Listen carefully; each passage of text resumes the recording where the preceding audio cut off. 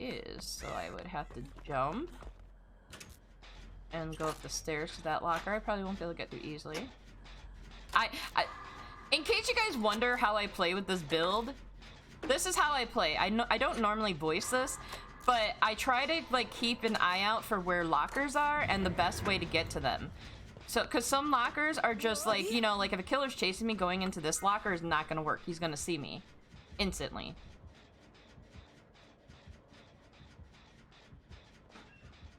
Because he's gonna be coming down there too. So I like plan like where I can run in order to get the killer to lose line of sight for me to get into the locker, because the goal is that in a chase, in order to use head-on, you have to like confuse them enough so that your head-on can get up.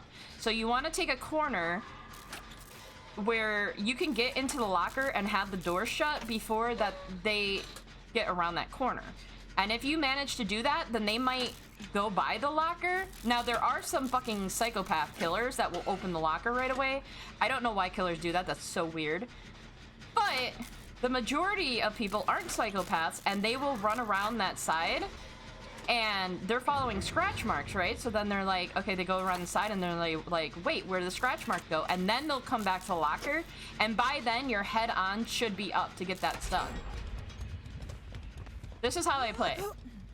I'm always trying to, like, map out how, like, places that I can run to get enough distance. I don't want to 3-gen us. We're 3-genning right now. I'll save the... Don't do the shack gen yet. Save that for later.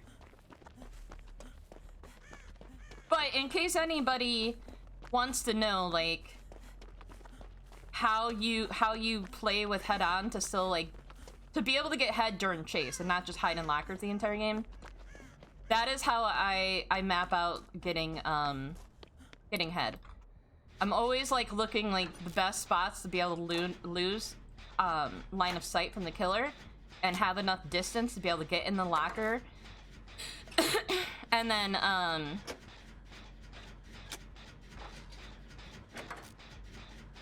hopefully, you know, head up comes up on time. But of course there's times where, like, the killer is just too close to me and they see the locker door shut and they open it right away. That fucking sucks when they do that, but you know, the learning experience, you eventually start learning more of, like, what corners you can take that will allow them to lose line of sight.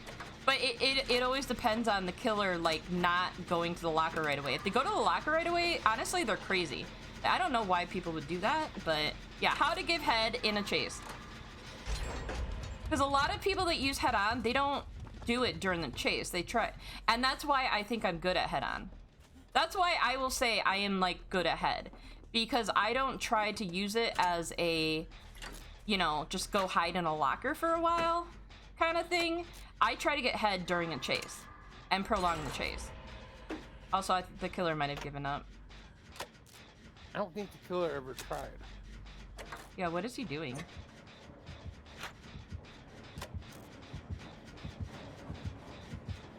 that a ghost face? Why is the ghost face not stalking? What is he doing? Maybe he's looking for his glyph.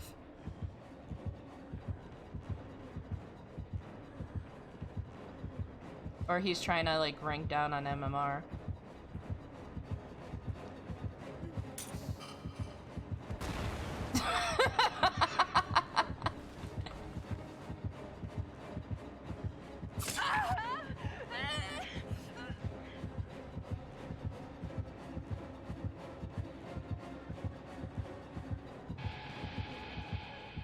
Interesting.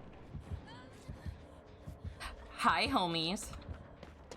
Hello, homies. I gave him a bang. You got him into using head-on, and Wolfie got you into using it. Well, so see, hopefully my pointers are helping some of you guys. Because honestly, anybody can throw head-on and just sit in lockers all game, you know, but the true joy of using head is learning how to use head-on in a chase. And that is just the trick to it. You need to, like, if you can go into a locker too when a killer is watching you, if they're far enough away that your head is gonna come up. Also, if you go into a locker and the killer knows, like, you know, they can see the locker, the trick into doing the standoff, the locker standoff, I always look down and keep their feet in view. Josh, come here. Come here. I want to show them. Come here and, like, go, like, a little further away. Stand in front of the locker and then, like, go back and forth. Like, run back and forth. Okay, so you, instead of, like, looking at them, don't hold your camera like this. Hold your camera this. So you see, wait, stop, Josh. Okay, go a little further away from the locker. No, that was, I said a little.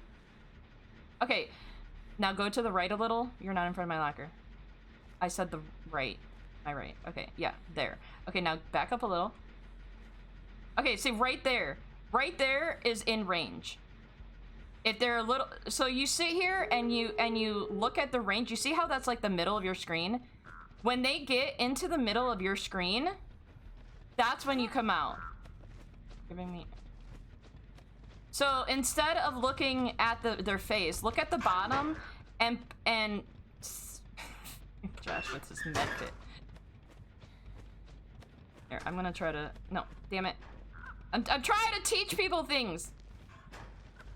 I got an assist from that? Yeah. Why do I keep getting in the locker?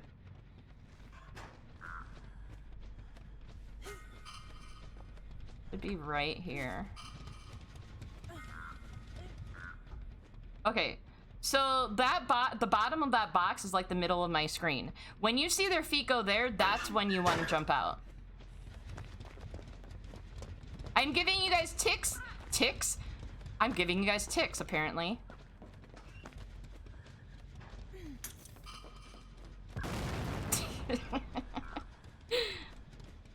Let me play as infected water.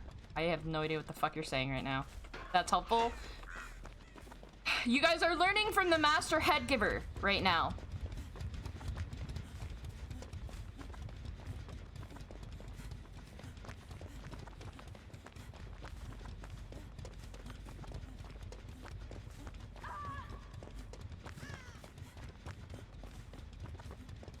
Head on helps you last longer in chase. Yeah. So okay, so like playing this locker right here, or either of these lockers. So like if you're lucky enough to get this pallet on a killer and they go to kick it, you can get into this one. However, if you're chasing, like let's say like you accidentally go to this side, you need to make sure that you're getting enough distance. So because the locker is on this corner, this is the best way to chase. You want to try to turn the killer around and go this way so you can hurry up and get in this one. And so even if they're close to you, because this one is so close to the corner, even if they're close to you, they still have to go, and you got to keep in mind, they're in first person, so they still have to go around here. And you see how like long this corner looks? So like if they're here and you're getting in the locker and they turn around like this, there's still a good like 3 seconds before this locker, before they can see the locker in first person. So this is like the side you want to try to chase them around and then go in like that. And chances are they're not going to see that when they come around the corner, and so they're going to go a little bit further and before they're like, wait, there's no scratch marks, and then they turn around to check the locker, and hopefully by then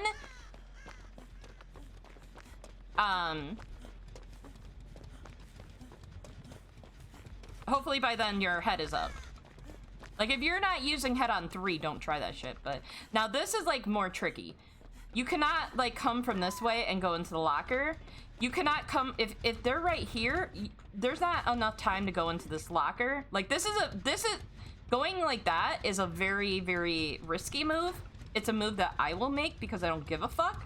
But if you actually want to survive, I would not recommend doing that. I would like try to get the killer a different way. Because if the killer's coming from here, this is a better side this way. See? Because it's smaller. A school full of Dwights. Hi, True. Mistress Headgiver, yes. Yes, I'm teaching head today. We are teaching head today. I don't know what's going on. This, because we have a ghost face like this is like